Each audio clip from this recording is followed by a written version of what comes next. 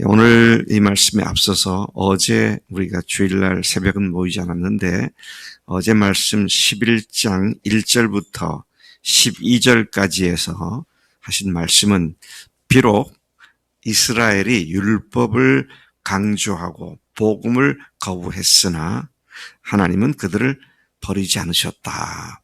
그런 말씀을 하십니다. 선지자 엘리야가 이제 자기만 남았다고 모든 하나님의 사람들을 저 악독한 왕이 다 죽이고 자기만 남았다고, 그리고 지금 자기도 목숨을 그들이 쫓고 있다. 그렇게 호소했을 때 하나님께서는 나를 위해 내가 바알에게 무릎 꿇지 아니한 7,000명을 남겨두었다. 그렇게 말씀하셨고, 지금도 은혜로 택하심을 따라 남은 자가 있다고 말씀을 하셨다. 있다고 사도 바울이 말을 했습니다. 이스라엘의 택하신 자들이 구원을 받았고 나머지는 우둔하고 혼미하게 하셔서 듣지도 보지도 못하게 하셨다. 그렇게 그들이 넘어진 것은 이방인이 구원받음으로 이스라엘이 시기하게 하기 위함이다. 참 묘한 말씀을 하십니다. 이스라엘이 시기하게 하기 위해서 이방인들을 구원하셨다. 뒤에도 설명이 계속 이어나옵니다. 오늘 말씀이 이제 그것에 대한 부연한 설명이 되는데요. 먼저 13절부터 16절까지는 이방인의 구원에 대해서 말씀을 해 주십니다. 조금 전에 말씀드린 그런 맥락에서 이방인의 사도인 바울은 이방인을 위한 자신의 직분, 곧 유대인의 사도가 아니라 이방인을 위한 사도가 된 것에 대하여 영광스럽게 여긴다. 왜 이방인을 위한 사도 직분을 영광스럽게 여기느냐 하면 그의 사역의 결과로, 그래서 더 많은 이방인들이 주님께로 돌아오면 돌아올수록 이스라엘의 구원도, 이스라엘에서 구원받는 자도 더 많아지기 때문이다. 그런 염두에, 그 말을 염두에 두고 지금 이 말을 하고 있는 것입니다. 더 많은 이방인들이 예수를 믿게 되면 이스라엘 사람들이 더 많은 주목을 하게 되고, 그리고 더 시기를 하게 되고, 반대로 그것으로부터 예수님께로 돌아오는 사람들이 더 많이 있을 수 있기 때문이다. 그런 이야기를 하고 있고, 이러한 그의 기조는 뒤에 계속 이어지고 있는 것을 보게 되는 것입니다. 그렇기 때문에 사도 바울은 이방인의 구원이, 이방인에 대한 구원이 찐심이었습니다. 정말 이방인들이 더 많이 돌아와야겠구나. 그래서 내 민족, 내 권력도 주님께 돌아오는 사람들이 다 생길 수 있겠구나. 자, 그렇게 생각하고 영광스럽게 생각을 했다.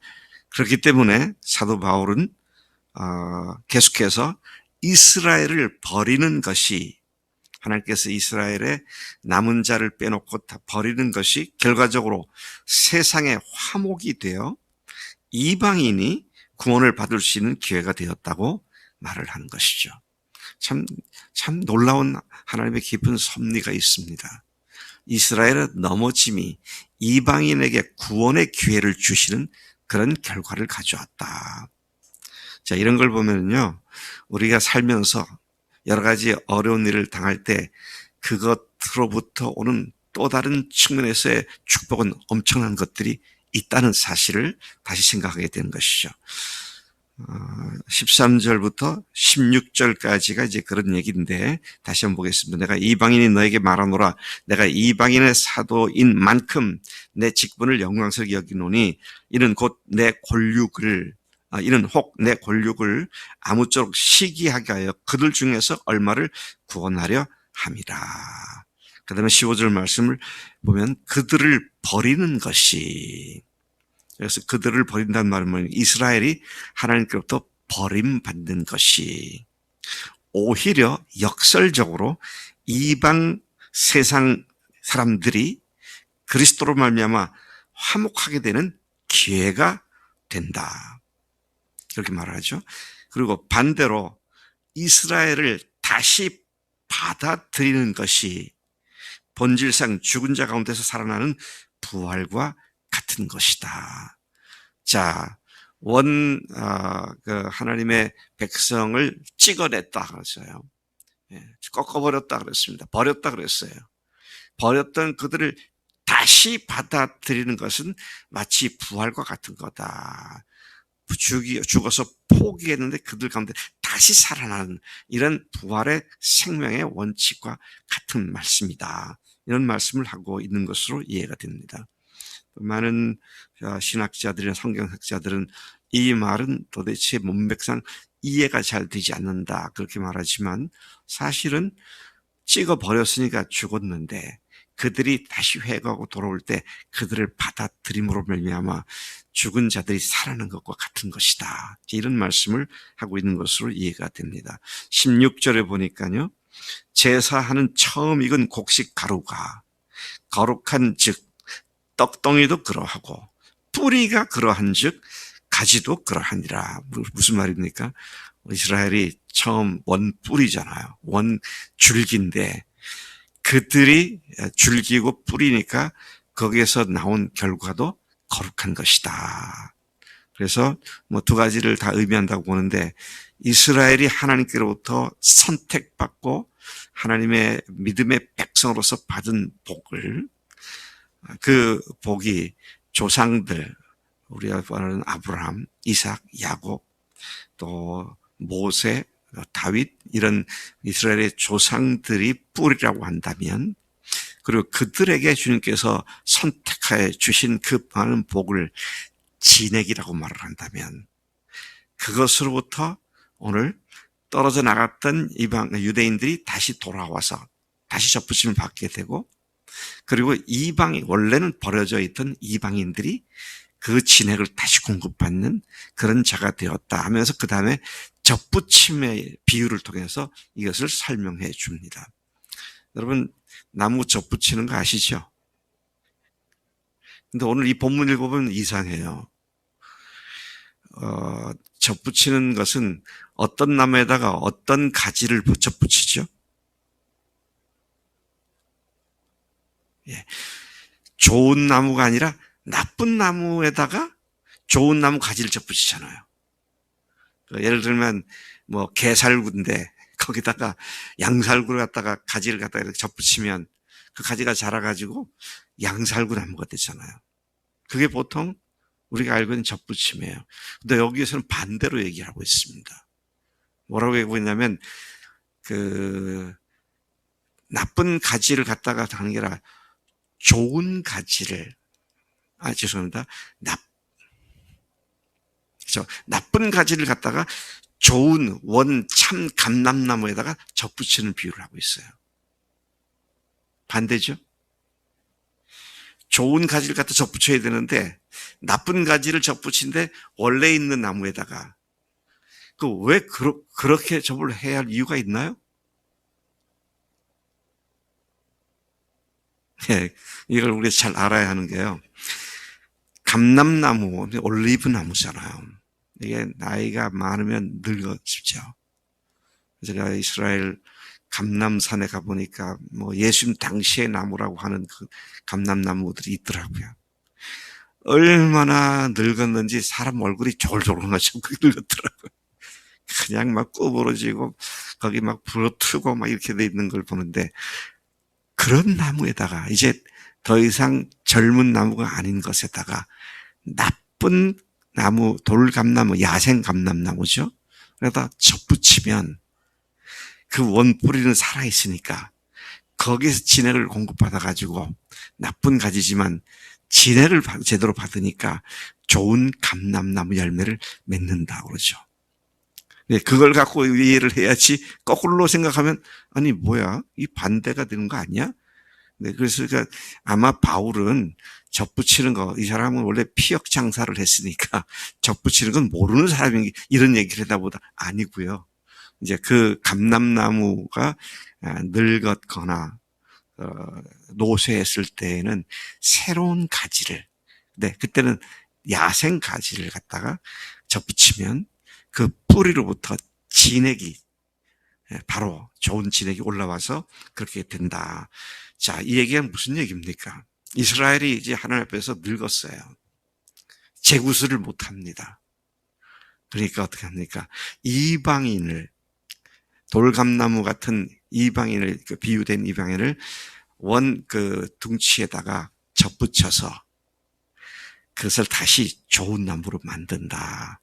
그런 설명입니다. 여러분, 우리가 생각해야 할 건 이방인들을 좋은 나무로 만든다가 아닙니다. 이 말씀을 잘 보면요. 감람나무가 늙었는데 그걸 새롭게 하는 것이잖아요. 이방인들, 그래서 이스라엘을 버린 게 아니다. 그래서 버리지 않은 거다. 여전히 지금 남은 자를 남겨두고 있다. 근데 이방인을 접붙여가지고 돌감람나무였지만 이제 그것은 참 감람나무로서의 원래 모습을 다시 이렇게 세우기 위해서 이방인들을 이스라엘로 받아들인 것이다. 그 뒤에 가서 보면 무슨 말이 나오냐면요. 유대인들이 범죄함으로 말미암아 이방인들이 이제는 이스라엘의 온전한 숫자를 채우는 자들이 되었다. 다 같은 얘기입니다. 그러니까 하나님의 나라를 세우는 일을 이스라엘을 처음에 하셨지만 이스라엘이 선민 우월 감정으로 빠져버리고 또 구약에서 계속 예언하셨던 예수님이 오셨을 때 그분을 거부하고 죽이고 버렸잖아요.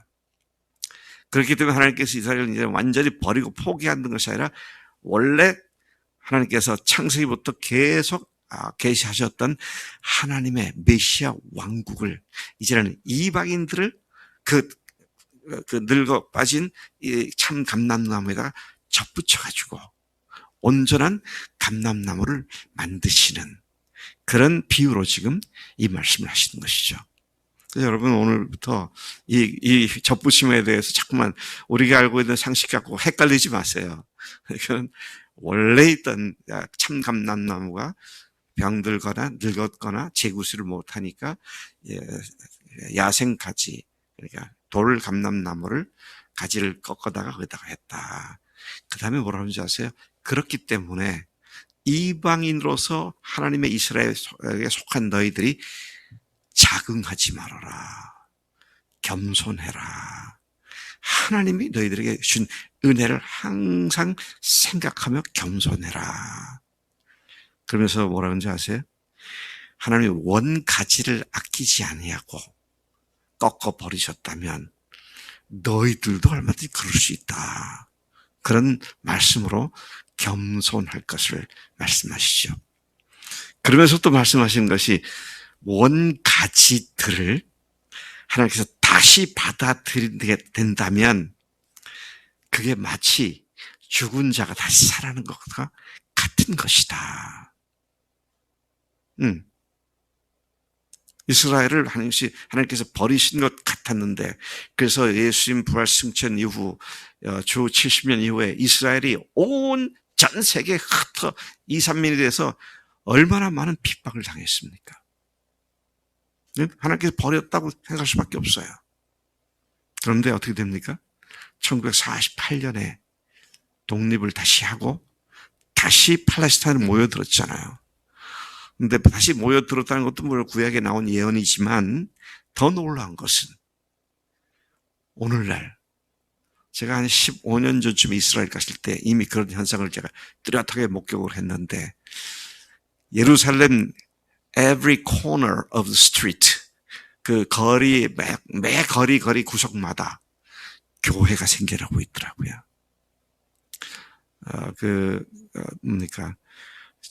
메시애닉 주스라고 하는 이름으로 그리스도인들이 엄청나게 생겨나고 있어요. 제가 그걸 보면서 원 꺾였던 가지가 다시 접붙임을 받는구나. 네, 그래서 하나님께서는 그걸 다시 뭐라고 말씀해요? 죽은 자가 다시 살아나는 부활과 같은 원리다. 그 말씀하신 것이죠. 여러분, 그래서 우리가 자긍하지 말아야 돼요. 교만하지 말아야 되고요. 또 하나님께서 우리를 이스라엘의 하나님 나라 왕국의 주역들로 삼아주신 것을 감사하며 주님 앞에 겸손히 엎드려 감사하는 그런 삶이 되어야 마땅한 줄로 믿습니다. 하나님 아버지 감사합니다. 이 아침에 저희들에게 하나님의 역사의 대하 드라마 속에서의 메시아 왕국을 세우시는 그 놀라운 섭리를 다시 일깨워주신 것 감사합니다. 하나님께서 죽은 자와 같은 자들을 다시 살리시는 부활의 능력의 주님이심을 찬양합니다. 그 부활로 우리도 구원받았고 우리도 의로운 자가 되었사오니 십자가와 부활 외에 다른 어떤 것에 우리의 눈길을 주지 아니하고 오로지 이 복음에 집중하는 우리가 될 수 있도록 역사해 주신 줄로 믿습니다. 어제 하나님 초청되어서 16분이 참석을 했었는데 하나님 그들 중에 한 분은 예수님을 주님으로 모시는 결단도 하고 손을 들었습니다. 또 나머지 15분들도 복음을 명확하게 들었습니다. 하나님 그 복음의 말씀이 그들 속에 싹이 나고 자라고 열매를 맺는 놀라운 역사를 일으켜 주옵소서. 우리가 애타게 그들로 힘써서 초청한 그분들이 한 번 온 것으로 끝난 것이 아니라 지속적으로 그들이 주님을 부활하신 나의 하나님, 나의 주님이시라고 고백할 때까지 계속 기도하며 그들에게 복음으로 다가가는 우리의 지속적인 헌신도 이어지도록 역사하실 줄로 믿습니다. 감사합니다. 예수님의 이름으로 기도를 쌉나이다. 아멘, 아멘.